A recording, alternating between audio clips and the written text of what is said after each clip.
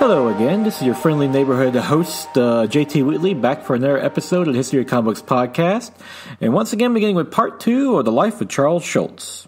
The last time we left off, Charles Schulz had just started work on his Little Folks strip and was about to finally break into the cartooning world, but he still had a little ways to go. Around this same time, he started dating Judy Halverson, no relation to his mother's side of the family, a fellow Minnesota School Art alumni student. And while never formally proposing to her, let it know that he did want to get married but was turned down. His friends also noted Charles wanted marriage very much and apparently pursued Judy too hard. When Judy stated she wanted to be an artist, Schulz even offered they could each have their own studio, but she didn't even agree to that. His personal problems aside, Schulz went to Chicago in 1947 to personally propose to the syndicates, specifically the Chicago Tribune and the New York News Syndicate, but didn't even make it past the receptionist as he failed to make an appointment first. Undeterred, he went to Harold H. Anderson at the Publishers Syndicate, who said Schulz's strip was not professional enough. It was a slight that Schulz would never forget, and when he crossed paths with Anderson years later, he would berate him for not trying to be more personable, asking where he was from or how was his trip. In turn, whenever Charles Schulz would serve as a mentor to budding cartoonists who sought him out, he often would take them to lunch and ask them about their personal life. However, Walt Dixon at the Chicago Times Syndicate did like his submissions, but when he passed him on to the president, Schulz was once again turned down. Despite being full of rejections, Schulz returned home in courage, as he felt he was closer than ever to his dream. He at least got a few people in his chosen profession to like his work. Now he needs someone to hire him. That almost happened when Charles Schulz received a letter from Walt Disney inviting him for a standard one-month tryout to a potential salary of $22.50 a week. He was tempted, as his first editor, Roman Baltz, had worked for the studio on the revolutionary Snow White and the Seven Dwarfs film, but it would mean giving up Little Folks, which, while not a regular strip, had the potential to become something. While he was making only $10 a week from it at best, he was still single and lived with his father, so expenses were obviously low. Ultimately, he was advised against it, with friends and colleagues saying that if he joined Disney, he would just be a cog in a larger machine. Years later, Schulz would counter that, no, I will have taken over. Nevertheless, the advice proved right, though Schulz may have been onto something, as his creation Snoopy would one day rival Mickey Mouse in popularity.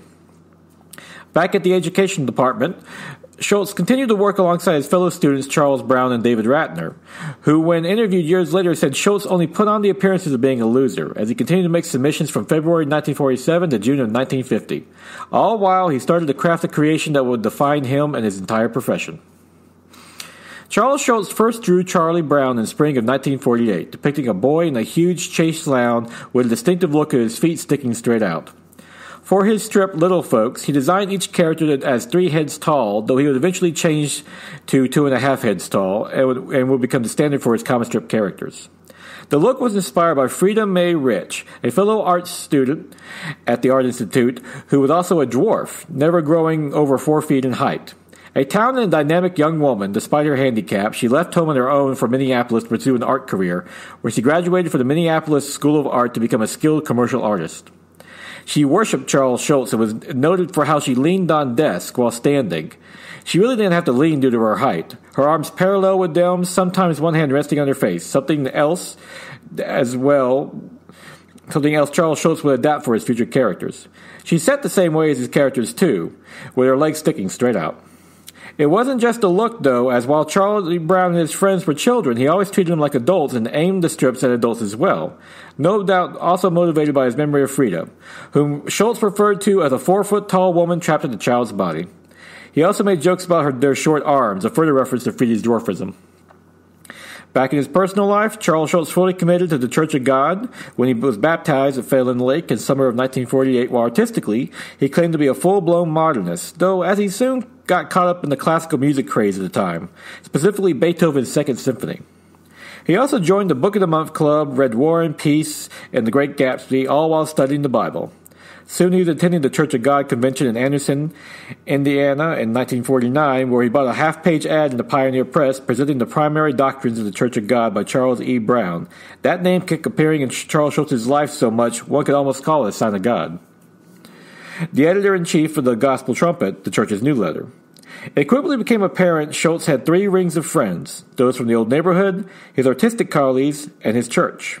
While he did try to intertwine them at times, they ultimately remained separate. One distinctive thing about Schulz, though, was that he never dated inside the Church of God. He did have a crush on Naomi Cohn, and Naomi would be the name of the last new character in Peanuts in 1998.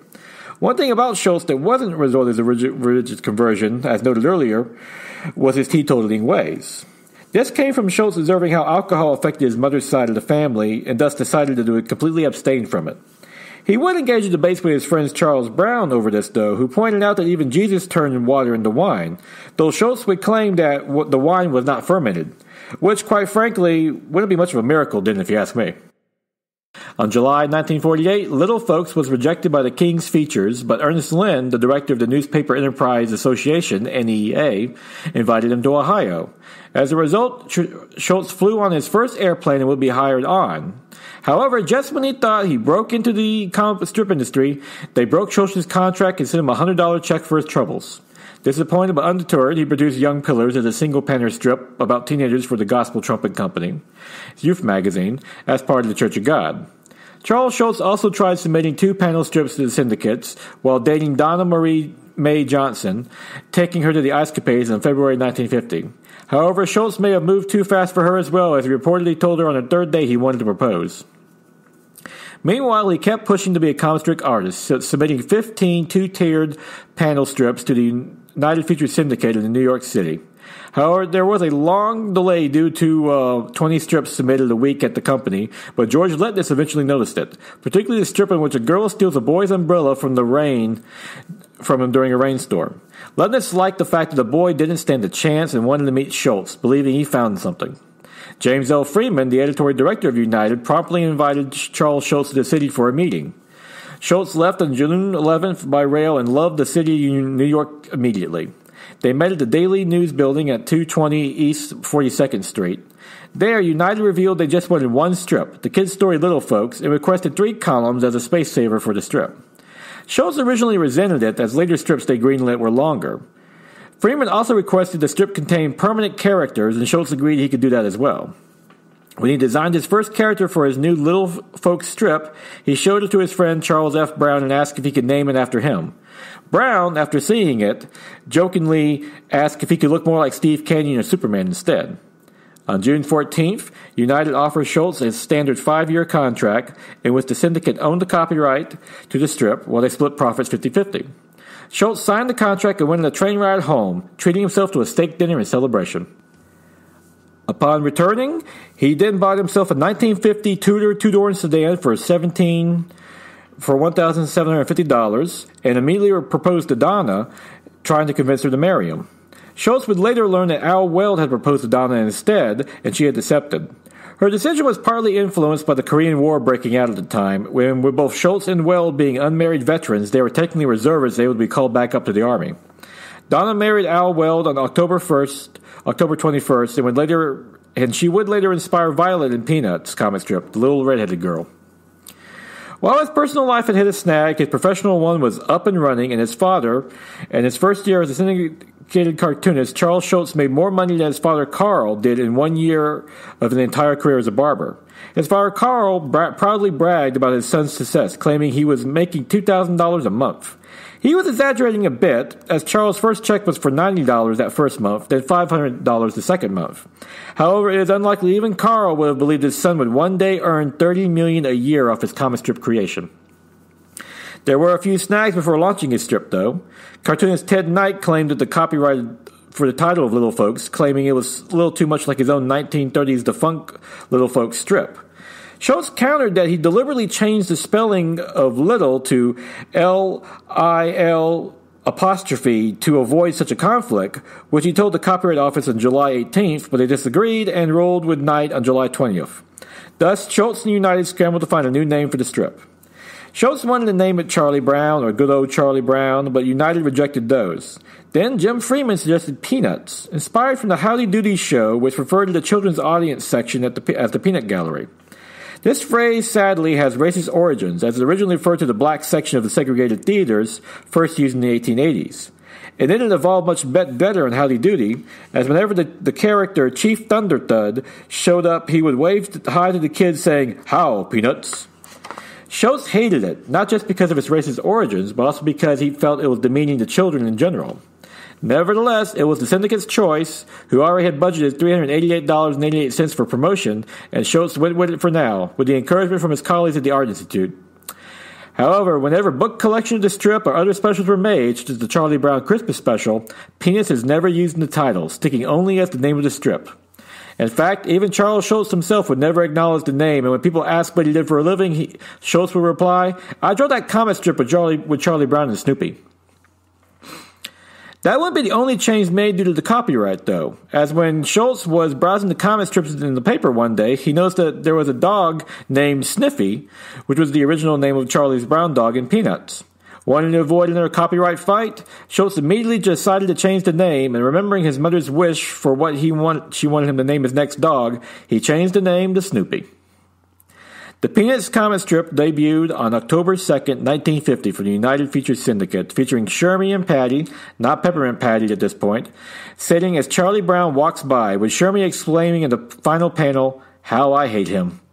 Schulz went out to the newsstand to inquire if any of the papers carried the Peanuts strip. To his disappointment, none did at the time. It didn't help that when readers did discover the script, they were confused by the title, with more than a few asking, "Who is Peanuts?" believing it to be either Charlie Brown or Snoopy. While the strip's names will remain, Schulz did get a bit of satisfaction in this early proof it was a stupid name. Unique to comic strips even today, Schulz never gave a single strip a title. It would be a slow start at first, but Charles Schulz was officially a professional cartoonist. His personal life was about to be an upswing as well when he met Joyce, a 22-year-old woman with a baby. Joyce was a child of poverty who moved around a lot. Being rebellious, at 19, she met Bill Lewis, who at 38 was nearly 20 years her senior, and eloped with him. Joyce was soon pregnant afterwards, but her husband, after giving her $50, disappeared from her life. Their daughter, Meredith Sue Lewis, was born in February 1950, and Joyce moved back to Minneapolis, taking a job as the recorder of deeds for the city to pay for a babysitter, allowing her to go out with her friends, some of whom worked at the Art Institute. And it was through them that she met Charles Schulz.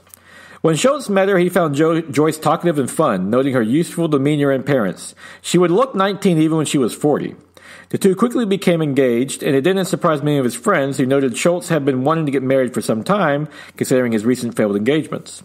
However, a major factor to this too was also Meredith, as one friend stated that Schulz fell in love with them both, and probably wouldn't have married Joyce if it wasn't for Meredith. So on April 18, 1951, Charles Schulz married Joyce amongst family and friends, with Schulz adopting Meredith soon afterwards.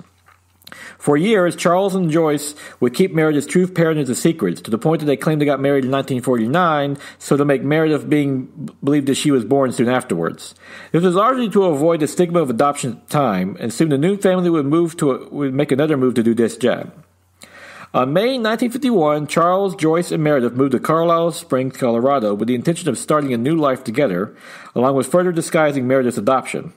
At the new house, Charles painted a Peanuts mural above Meredith's crib, but soon discovered working at home was a bit too distracting. As a result, Schulz would rent an office downtown to have a place to concentrate on the strip, which by October 1951 was now in 36 papers from the original 7, though it was slow growth that was attributed to the number of characters in the strip, giving readers longer to latch onto.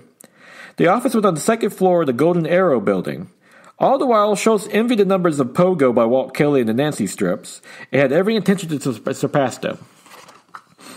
While his professional life chugged along, his personal life expanded as well when Joyce gave birth to Charles Monroe Schulz Jr., nicknamed Monty. He would later change his name legally to Monty Charles Schulz when he became an adult, on February 1st, 1952.